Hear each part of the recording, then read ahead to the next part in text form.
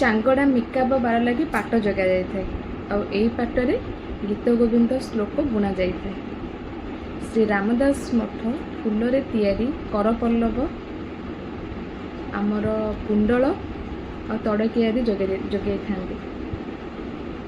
ଆଉ ସବୁଠୁ ଆଶ୍ଚର୍ଯ୍ୟକର କଥା ହେଉଛି ଅତିବଡ଼ି ଜଗନ୍ନାଥ ଦାସ ସବୁଦିନ ପ୍ରଭୁଙ୍କର ଏଇ ବେଶ ଦେଖିକି ସେ ଶୁଅନ୍ତି। ପ୍ରଭୁଙ୍କର ଏଇ ବେଶ ଭକ୍ତ ଆଜି ପ୍ରଭୁଙ୍କର ବେଶ ଦେଖିଲେ ଶୋଉଛି, ପ୍ରଭୁଙ୍କୁ ଦେଖିଲେ ଖାଉଛି, ପ୍ରଭୁଙ୍କ ସୁଖ ଦୁଃଖରେ ଦୁଃଖୀ, ସୁଖ ଦୁଃଖରେ ସୁଖୀ। ତ ଏଇଠୁ ଆମେ ଜାଣିବାକୁ ପାଉଛେ ଯେ ପ୍ରଭୁଙ୍କର ଭକ୍ତମାନେ କେତେ ମହାନ। ଭକ୍ତ ଆଜି ପ୍ରଭୁଙ୍କୁ ନ ଦେଖିଲେ ଖାଉନି, ପ୍ରଭୁଙ୍କୁ ନ ଦେଖିଲେ ଶୋଉନି।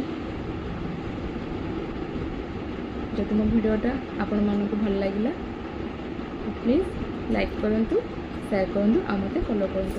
ଜୟ ଜଗନ୍ନାଥ।